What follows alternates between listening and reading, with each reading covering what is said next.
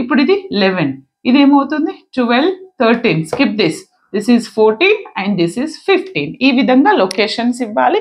అది ఏ విధంగా ఇవ్వాలి ఫ్రమ్ అవర్ బైనరీ నోటేషన్ నుంచి చెప్పాను. చూడకపోతే చూడండి, ఇక్కడ నేను 1 సేవ్ ఇస్తున్నానంటే చూడండి అమ్మా, ఇది నాకు 1 ఎగ్జామ్ మీకు అర్థం కావడానికి ఎగ్జాంపుల్లో చెప్తున్నాను. దిస్ ఈజ్ 1 అండ్ అంటే బులియన్ ఎక్స్ప్రెషన్ నుంచి సాల్వ్ చేయడం కూడా చెప్తాను. 1s ఇలా తీసుకున్నాను.